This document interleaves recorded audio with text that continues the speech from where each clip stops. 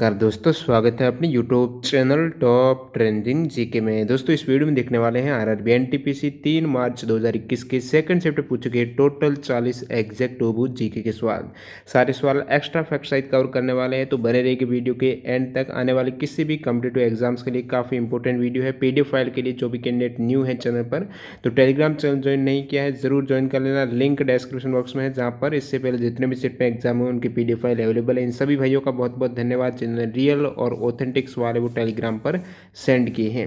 सवाल यहाँ पर कंटिन्यू करें उससे पहले मैं आपको बता दूं, जिन भी कैंडिडेट का एनटीपीसी का एग्जाम नहीं हुआ या फिर अन्य किसी भी सेंट्रल गवर्नमेंट हो, रेलवे हो गया, बैंकिंग, एसएससी, इन सभी एग्जाम्स की तैयारी कर रहे हैं, तो डेली एक मॉक टेस्ट आपको जरूर लगाना है। यहाँ से आपका एक तो कॉन्फिडेंस बढ़ेगा, मतलब आप कम समय में ज़्यादा सवाल अटेम्प्ट कर पाओगे। टाइम मैनेजमेंट सही करने के लिए प्रैक्टिस बहुत ज़्यादा जरूरी है। और टेक्स्ट बुक आपके लिए एक बेहतरीन ऑफर ये लेकर आए हैं कि आपको 1 वर्ष की वैलिडिटी में अनलिमिटेड मॉक टेस्ट लगा सकते हो किसी भी एग्जाम के। और इसमें भी यदि आप टीटी जी के कूपन कोड अप्लाई करोगे तो आपको एक्स्ट्रा 30 रुपये का और डिस्काउंट मिलने वाला है। इस अपॉर्चुनिटी का लाभ उठाने के लिए डिस्क्रिप्शन बॉक्स में लिंक है, आप ज्वाइन कर सकते हो।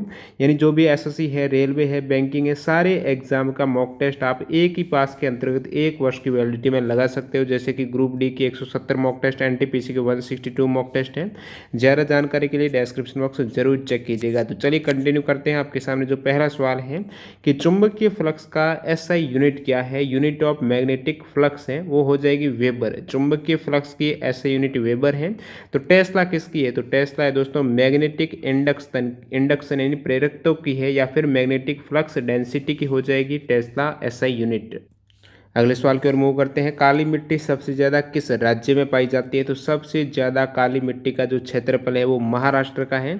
महाराष्ट्र के बाद सेकंड स्थान पर मध्य प्रदेश है, उसके बाद गुजरात, फिर कर्नाटक है। यानी सबसे ज़्यादा काली मिट्टी पाई जाती है वो महाराष्ट्र राज्य में पाई जाती है। काली मिट्टी कौन सी फसल के लिए उपयुक्त रहती है, तो ये कपास के लिए सर्वोत्तम मिट्टी है। इसमें सबसे अधिकता मात्रा में क्या पाया जाता है और सबसे कमी किसकी रहती है, तो मैग्नीशियम, चूना, लोहा तत्व ये सभी अधिकता में पाए जाते हैं। और कमी रहती है नाइट्रोजन, पोटाश, ह्यूमस की कमी होती है, क्योंकि यहाँ से एग्जाम में पूछा हुआ सवाल है किसकी कमी होती ये आया था। प्रधानमंत्री उज्ज्वला योजना की शुरुआत कब की गई थी, तो पीएम उज्ज्वला योजना की शुरुआत की गई थी 1 मई 2016 को। उत्तर प्रदेश के बलिया से इसकी शुरुआत हुई थी। यहाँ पर डेट सहित पूछा गया था, तो 1 मई 2016 आपको याद में रखना है। बहुत बार पूछा जाता है योजना का संबंध किससे है, तो गरीबी रेखा से नीचे जीवन यापन करने वाले परिवारों के जो महिला सदस्य हैं उनके लिए रियासती दर पर एलपीजी गैस कनेक्शन उपलब्ध करवाना इसका उद्देश्य हो जाएगा। अगला सवाल देखिएगा, सवाल नंबर 4। G20 जो समिट हुआ है 2019 में, ये कहाँ पर हुआ है, तो 2019 में G20 जो समिट हुआ है स्टेट लीडर्स का, वो हुआ है जापान के ओसाका में। कब से कब तक हुआ है, तो 28 से 29 जून 2019 को। ये 14वां समिट है G20 का, जापान ओसाका में हुआ है। उसके बाद 15वां है 2020 में सऊदी अरेबिया रियाद में हुआ था। 16वां 2021 रोम इटली में। 17वां 2022 में ये इंडोनेशिया में होगा। और 2023 में, इससे पहले एनटीपीसी में पूछा हुआ सवाल है कि नेक्स्ट आपकी जो G20 समिट होने वाला है इंडिया में कब होगा, तो वो 2023 में होगा। 18वां समिट होगा भारत में। अगला सवाल देखिएगा, वुड का घोषणा पत्र जो वुड डिस्पैच है ये किससे संबंधित है, तो वुड डिस्पैच है, वुड का घोषणा पत्र है, ये अंग्रेजी शिक्षा से संबंधित है। जो कि सर चार्ल्स वुड ने अंग्रेजी शिक्षा का प्रचार और महिलाओं की शिक्षा पर जोर देने के लिए सन 1854 में गवर्नर जनरल उस समय लॉर्ड डलहौजी को एक पत्र लिखा था, जिसे वुड डिस्पैच या फिर वुड का घोषणा पत्र कहा जाता है। ये पत्र 1854 में लिखा था। और इस घोषणा पत्र में भारत में अंग्रेजी शिक्षा का मैग्ना कार्टा भी कहा जाता है, क्योंकि यहाँ पर जो बल दिया गया था वो विश्वविद्यालय की शिक्षा का माध्यम अंग्रेजी भाषा होना चाहिए। और इसी के तहत, इसी आदेश पत्र के तहत लोक शिक्षा विभाग की स्थापना की गई थी 1855 में। अगला सवाल देखिएगा, भारत संयुक्त राष्ट्र का सदस्य देश कब बना है, रिपीट हुआ सवाल। तो इंडिया जो संयुक्त राष्ट्र का सदस्य देश बना है वो आपको 1945 सन जो दे रखे थे 1950-45 इस प्रकार से, तो 1945 हो जाएगा। वैसे 26 जून 1945 को जो संयुक्त राष्ट्र चार्टर है उस पर हस्ताक्षर किए थे टोटल 50 देशों में से, उसमें इंडिया भी शामिल था। और बाद में 30 अक्टूबर 1945 को संयुक्त राष्ट्र चार्टर की पुष्टि के बाद भारत संयुक्त राष्ट्र में शामिल हो गया। मतलब जो प्रारंभिक 51 सदस्य देश थे उनमें भारत भी शामिल था। और एग्जाम में पूछा हुआ सवाल है, संयुक्त राष्ट्र संघ के गठन के समय सदस्य देश कितने थे? 51 सदस्य देश थे। 50 सदस्य ने तो शुरुआत में 26 जून 1945 को हस्ताक्षर किए थे और बाद में एक सदस्य पोलैंड ने हस्ताक्षर किए थे 15 अक्टूबर 1945 को। अगला सवाल देखेंगे यहाँ पर, संयुक्त राष्ट्र के प्रथम अफ्रीकी महासचिव कौन थे? तो संयुक्त राष्ट्र के प्रथम अफ्रीकी महासचिव पूछा है। देखिए सवाल का लेवल देखिए, अफ्रीकी महासचिव कौन थे? तो यहाँ पर आपका सवाल करेक्ट आंसर हो जाएगा बाउट्रस घाली करेक्ट है, जो कि 1992 से 1996 तक रहे। ये इजिप्ट के हैं, इजिप्ट अफ्रीका में ही हैं। तो बाउट्रस घाली आपका करेक्ट आंसर हो जाएगा। इससे पहले एग्जाम में ये पूछा गया था कि संयुक्त राष्ट्र के प्रथम महासचिव कौन थे, उसके बाद अभी लेटेस्ट कौन है, उनसे पूर्व कौन थे। आज पूछ लिया कि अफ्रीकी कौन थे, प्रथम कौन थे? ट्रिग्वे ली थे। इनसे पहले एक एक्टिंग रहे थे जिसका नाम है गाल्डिन जैब हैं। ये रहे थे 24 अक्टूबर 1945 से 2 फरवरी 1946 तक, जो कि यूके से हैं।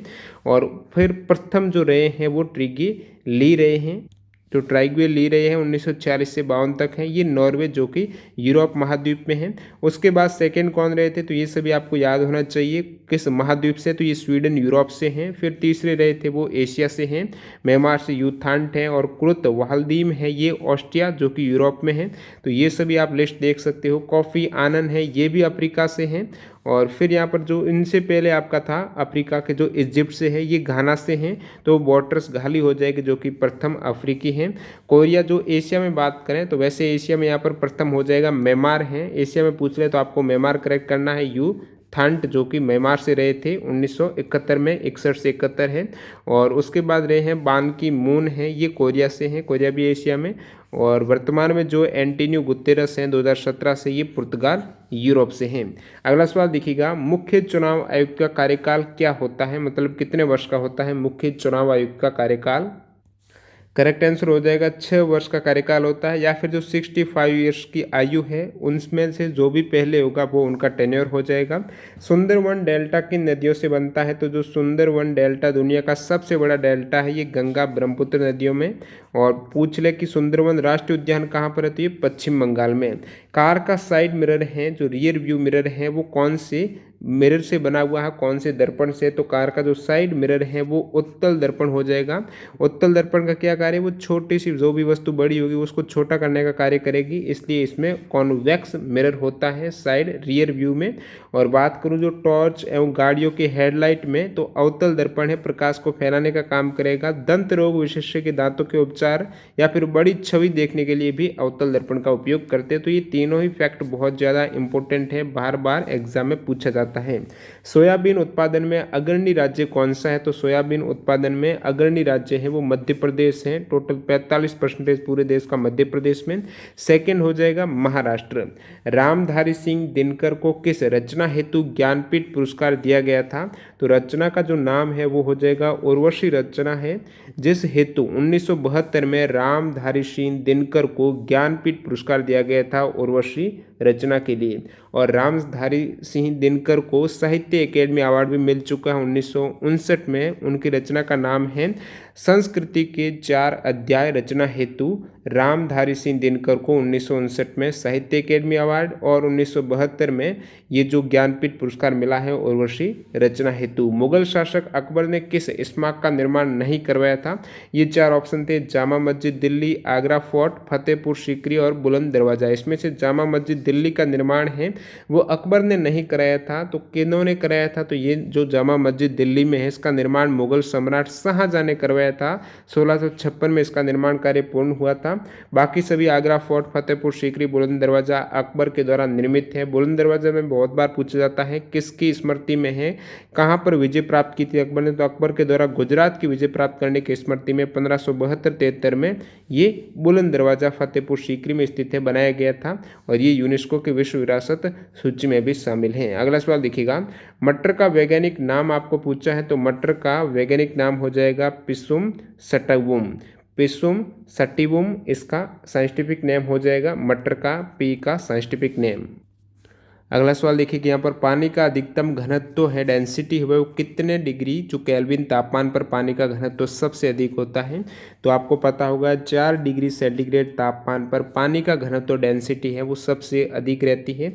आपको यहाँ पर ऑप्शन में केल्विन दे रखा था तो आपको पता होना चाहिए सेंटीग्रेड में आप 273 ऐड कर दीजिए तो ये 277 केल्विन हो जाएगा। और फ़ारेनहाइट पूछ ले तो 39.16 डिग्री फ़ारेनहाइट है जहां पर जल का डेंसिटी घनत्व है वो सबसे अधिक होता है। 1857 की क्रांति में लखनऊ की तरफ से नेतृत्व किसने किया था। तो 1857 की क्रांति में लखनऊ की ओर से नेतृत्व किया था बेगम हजरत महल ने। किन्होंने? बेगम हजरत महल ने किया था। अन्य जैसे कि मैं बात करूं कानपुर की तरफ से नाना साहिब ने किया था, दिल्ली की तरफ से बहादुर शाह जफर ने किया था, बैरकपुर से मंगल पांडे ने नेतृत्व किया था, पटना से पीर अली ने किया था। बिहार से किन्होंने किया था? तो बाबू कुंवर सिंह ने किया था। बिहार जो जगदीशपुर से पूछ ले तो बाबू कुंवर सिंह है। वैसे पटना और जगदीशपुर हैं ये बाबू कुंवर सिंह ने, पटना से स्पेशली पीर अली ने किया था। मेरठ से किन्होंने किया है? कदम सिंह ने। झांसी से रानी लक्ष्मीबाई ने और बरेली से खान बहादुर ने। अगला सवाल देखिएगा 1 EB में कितने क्या होते हैं, ये स्टोरेज का पूछा गया है। 1 जो EB यानी एक्साबाइट है तो एक एक्साबाइट में 1024 क्या होते हैं? पेटाबाइट। 1024 पेटाबाइट होते हैं। कुछ यहाँ पर मैं दोबारा आपको रिमेंबर करा दूं कि 8 बिट्स, एक बाइट में कितने बिट्स होते हैं? 8 बिट्स होते हैं। 1 KB में 1024 बाइट्स हो जाएंगे। 1 MB में 1024 किलो बाइट्स हैं। 1 GB में 1024 मेगाबाइट हो जाएगी। जितने भी यूनिट है जैसे कि 1 टेराबाइट में 1024 गीगाबाइट है, 1 पेटाबाइट में 1024 टेराबाइट है और पेटा के बाद जेटाबाइट है। 1 जेटाबाइट में 1024 एक्साबाइट हो जाएगा। क्या? एक्साबाइट। और मैं बात करूं एक योटाबाइट में 1024 जेटाबाइट हो जाएगा। फिर यहाँ पर ब्रोंटोबाइट में 1024 योटाबाइट हो जाएगा। अगला सवाल देखिएगा दिसंबर 2020 तक भारतीय नेशनल फील्ड हॉकी टीम के कोच कौन हैं। तो वर्तमान में भारतीय नेशनल जो फील्ड हॉकी टीम है उनके कोच है ग्राम रेड हैं, कप्तान है मनप्रीत सिंह हैं। हॉकी इंडिया के अध्यक्ष की बात करें तो ये हो जाएंगे ज्ञानेंद्रो निंगोम्बम। हॉकी इंडिया के वर्तमान में अध्यक्ष हैं। तो जो भी पूछा है यदि आपकी कोच का पूछा है तो ग्राम रेड हो जाएगा क्योंकि काफ़ी स्टूडेंट ने अध्यक्ष का भी बताया है तो अध्यक्ष के केस में ये आपके करेक्ट हो जाएगा। कप्तान है मनप्रीत सिंह। और बात करूं फुटबॉल टीम के कोच कौन है तो इगोर स्टीमक का NTPC में आ चुका है और कप्तान है सुनील छेत्री फुटबॉल टीम के। और क्रिकेट टीम के कोच है रवि शास्त्री। अगला सवाल देखिएगा कौन सा महारत्न कंपनी है। तो आपको पता ही होगा जो 10 महारत्न कंपनी है बहुत बार बता चुका हूँ। भगवत गीता का प्रथम अंग्रेजी अनुवाद किसने किया है। तो भागवत गीता का जो सबसे पहले अंग्रेजी में अनुवाद किया है, ट्रांसलेशन किया है वो चार्ल्स विलिंकिंस ने किया है 1785 में है। तो चार्ल्स विलिंकिंस ने 1785 में सबसे पहले भागवत गीता का अंग्रेजी में अनुवाद किया है। एक इम्पोर्टेंट फैक्ट बताऊं जहां से बहुत बार एग्जाम में सवाल आता है कि महाभारत का फारसी अनुवाद है जो मौलाना अब्दुल कादिरी बदायूनी ने किया है। किन्होंने किया है? बदायूनी ने महाभारत का फारसी अनुवाद किया है और उसका नाम क्या रखा है महाभारत का? तो रज़्मनामा नाम रखा है। यहाँ से बहुत बार एग्जाम में सवाल आता है। महाभारत का अंग्रेजी भाषा में अनुवाद ये तो फारसी का था जो कि बदायूनी ने किया था, नाम रज़्मनामा रखा था। और महाभारत का अंग्रेजी भाषा में अनुवाद किया था जो पहले भारतीय थे किसानी मोहन गांगुली ने। ग्रेनाइट किस प्रकार की चट्टान है। तो ग्रेनाइट जो किस टाइप की रॉक्स हैं तो आग्नेय चट्टान है, ग्रेनाइट हो जाएगी, जिनको प्राथमिक चट्टान भी बोलते हैं आग्नेय चट्टान को।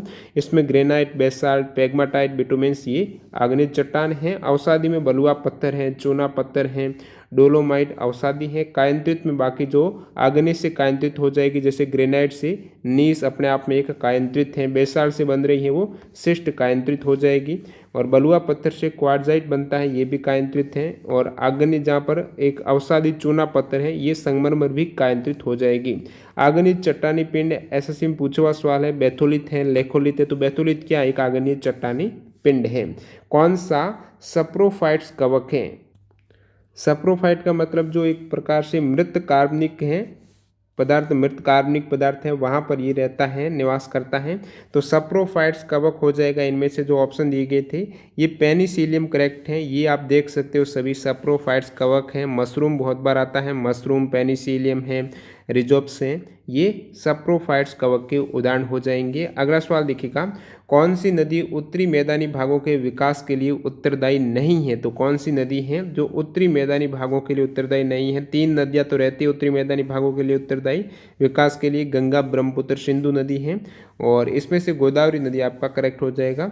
नेक्स्ट देखिएगा, आर्थिक सर्वेक्षण को केंद्रीय बजट से कब अलग कर दिया गया था? तो डीलिंक जो किया गया था आर्थिक सर्वेक्षण को केंद्रीय बजट से, वो 1964 के बाद किया गया था। यहाँ पर 1964 हो जाएगा। और बात करूँ सबसे पहले इंट्रोड्यूस है, प्रस्तुत कब किया गया था आर्थिक सर्वेक्षण को? तो भारत में पहला आर्थिक सर्वेक्षण 1950-51 में प्रस्तुत किया गया था, और 1964 तक तो इसे केंद्रीय बजट के साथ प्रस्तुत किया जाता था, और 1964 के बाद इसको केंद्रीय बजट से डिलिंक कर दिया गया था। अगला सवाल देखिए, यहाँ पर कोई विधेयक धन विधेयक है, ये कौन तय करता है? तो कोई भी विधेयक है वो धन विधेयक, मनी बिल है या फिर नहीं है, ये डिसाइड किया जाता है स्पीकर ऑफ लोकसभा के द्वारा। एग्जाम में पूछा हुआ सवाल है, संविधान के किस अनुच्छेद में धन विधेयक की परिभाषित किया गया है? तो आर्टिकल 110 में धन विधेयक को परिभाषित किया गया है। एक सवाल मथुरी लोक नृत्य से पूछा गया, ये किस राज्य में मथुरी लोक नृत्य प्रचलित है? तो मथुरी जो नृत्य है, डांस है, ये तेलंगाना राज्य का है। तेलंगाना राज्य का एक ट्राइबल डांस है मथुरी। नेक्स्ट वन देखिएगा, यहाँ पर अर्थ ओवर की शुरुआत कब हुई है? तो अर्थ ओवर की शुरुआत हुई थी 2007 को। एक ऐसा वैश्विक आंदोलन है जिसमें ऊर्जा मामलों पर चिंता व्यक्त की गई है। तो जो भी इसके अंतर्गत होता क्या है, जैसे कि सबसे पहले जो शुरुआत की गई थी 2007 में सिडनी ऑस्ट्रेलिया में की गई थी, जो आपको पूछा गया है, और इसकी शुरुआत में लाइट ऑफ इवेंट रखा गया था। मतलब ये मार्च एंड में एक तरीके से इस प्रकार आंदोलन किया जाता है कि रात्रि को जो शाम को 8:30 से 9:30 बजे के बीच में जो भी जहाँ पर भी आप हो, घर है, मोहल्ले, दफ्तर है, वहाँ पर विद्युत का प्रयोग बंद किया जाएगा। जो भी इलेक्ट्रिसिटी उसको ऑफ करके केवल मोमबत्ती का प्रयोग किया जाएगा। तो इसका उद्देश्य है वो ऊर्जा मामलों पर ध्यान देना, ऊर्जा के सही उपयोग से है उनको वेस्ट नहीं करना है। तो इस हेतु एक वैश्विक आंदोलन है जिसका नाम रखा गया है अर्थ ओवर है, जो कि ऑर्गेनाइज किया जाता है WWF की तरफ से, यानी world wide fund for nature की ओर से। सबसे पहले 2007 में किया गया था, 2021 में ये नेक्स्ट आपके शायद 27 मार्च को आने वाला है। 27 मार्च 2021 को ये अर्थ ओवर होगा। अगला सवाल देखिएगा, यहाँ पर पूछा गया भारत का पहला स्थायी आर्कटिक अनुसंधान स्टेशन का क्या नाम है, जो कि नॉर्वे में स्थित है? देखिए दोस्त, कंफ्यूज मत होना, क्योंकि ऑप्शन में दक्षिण गंगोत्री भी दिया गया, तो ये अंटार्कटिका का है। अंटार्कटिका आपको नहीं पूछा गया था, आपको पूछा गया था आर्कटिक अनुसंधान स्टेशन। तो आर्कटिक अनुसंधान स्टेशन जो भारत का प्रथम स्थायी स्टेशन है, जो नॉर्वे में स्थित है, इसका नाम है हिमाद्री। ये 2008 को स्थापित किया गया था। और एक यहाँ पर आर्कटिक से संबंधित और इम्पोर्टेंट फैक्ट है, INDARC, ये भारत का प्रथम अंडर वाटर, तो ये भारत का प्रथम आर्कटिक क्षेत्र में पहला अंडर वाटर दलदली वेधशाला हो जाएगी। तो उसका नाम है INDARC, जो कि 2014 में स्थापित हुई थी। और आपको पूछ ले अंटार्कटिका में भारत का पहला स्टेशन का नाम क्या है? तो 1984 में दक्षिण गंगोत्री। नेक्स्ट वन देखिएगा, यहाँ पर स्वेज नहर कहाँ पर है? तो स्वेज नहर है इजिप्ट में। कहाँ पर? इजिप्ट में। इससे पहले NTPC में पूछा हुआ सवाल है, ये किन को कनेक्ट करती है? तो स्वेज नहर लाल सागर और भूमध्य सागर को कनेक्ट करती हैं। और इसको ओपन कब किया गया है, ये भी NTPC में आया सवाल है। तो 1868 में ओपन किया गया था। जैसे कि स्वेज नहर का निर्माण 1858 में फ्रांसीसी इंजीनियर फर्डिनेंड की देखरेख में निर्माण शुरू किया गया था। नेक्स्ट वन देखिएगा, यहाँ पर पूछा गया है भौतिक अनुसंधान प्रयोगशाला है, जो फिजिकल रिसर्च लेबोरेटरी है, वो कहाँ पर स्थापित है? तो ये अहमदाबाद में स्थापित है। 1947 को विक्रम साराभाई ने इसकी स्थापना की थी। ये भारत सरकार के अंतरिक्ष विभाग के अंतर्गत एक अनुसंधान संस्थान है। अंतरिक्ष विभाग का संस्थान है फिजिकल रिसर्च लेबोरेटरी भौतिक अनुसंधान प्रयोगशाला, अहमदाबाद, गुजरात में। 1947 से पहले 26 जनवरी को किस दिवस के रूप में मनाया जाता है? सभी को पता होगा, 26 जनवरी 1930 को सबसे पहले जो एक तरीके से अनौपचारिक रूप से स्वतंत्रता दिवस मनाया गया था। तो 1947 से पहले स्वतंत्रता दिवस के रूप में 26 जनवरी को मनाया जाता है। इसकी घोषणा की गई थी 31 दिसंबर 1929 को, कि जवाहरलाल नेहरू की अध्यक्षता में जो लाहौर अधिवेशन हुआ था, जहाँ पर एक प्रस्ताव पारित करके पूर्ण स्वराज की मांग रखी गई थी। शर्त ये थी कि 26 जनवरी 1930 तक भारत को उसका प्रभुत्व नहीं देती है अंग्रेजी हुकूमत, तो वो खुद स्वतंत्र घोषित कर देगा भारत। अगला सवाल, अहमद शाह अब्दाली है, जिनका नाम अहमद शाह दुरानी भी है। ये किस एशियाई देश से शासन करने आए थे भारत में? तो ये अफगानिस्तान के शासक थे और अब्दाली ने भारत पर 1748 से 1767 ईस्वी के मध्य 7 बार आक्रमण किया था। सबसे पहले 1748 में पंजाब पर आक्रमण किया था, असफल रहा था। नेक्स्ट वन देखिएगा, क्रायोजेनिक रॉकेट इंजन में ईंधन के रूप में किसका प्रयोग किया जाता है? जो क्रायोजेनिक रॉकेट इंजन है, इसमें फ्यूल के रूप में प्रयोग किया जाता है वो आपके हाइड्रोजन, यदि ऑप्शन था लिक्विड हाइड्रोजन करेक्ट हो जाएगा।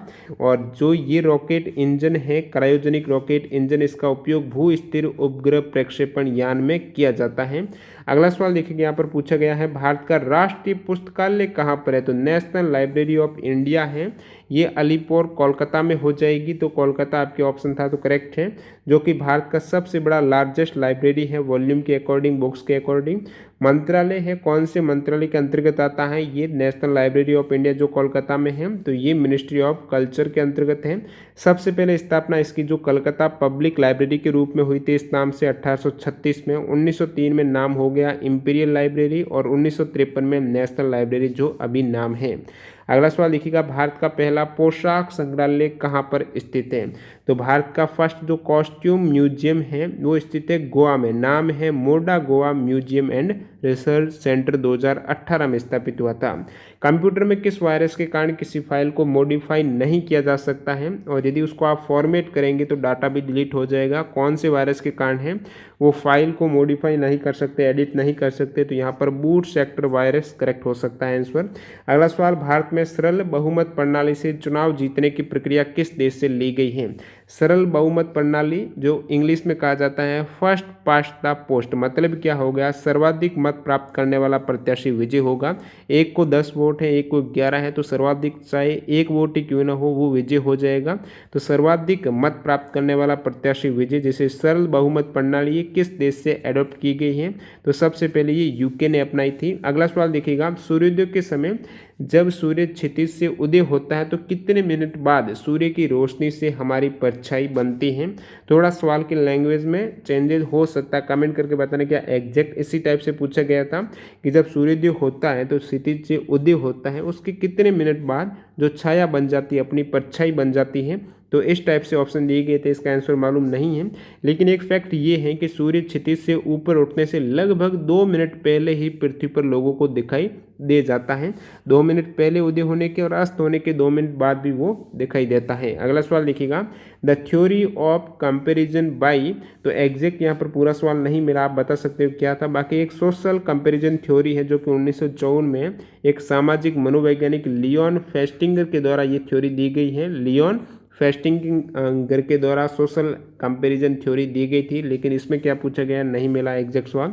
एक सवाल इस टाइप से स्टूडेंट बता रहे हैं कि राज्य बीमा निगम इनमें से किसकी सहायता नहीं करता है? ये ऑप्शन दिए गए थे, आप कमेंट करके बताना क्या एग्जैक्ट ऑप्शन आंसर हो सकता है। फिर ये कुछ रीजनिंग के सवाल यहाँ पर पूछे गए हैं। तो दोस्तों वीडियो पूरा देखने के लिए आपका बहुत बहुत धन्यवाद। चैनल को यदि सब्सक्राइब नहीं किया तो ज़रूर सब्सक्राइब कर देना। मिलते हैं ऐसे किसी नए वीडियो के साथ। वंदे मातरम, जय हिंद दोस्तों।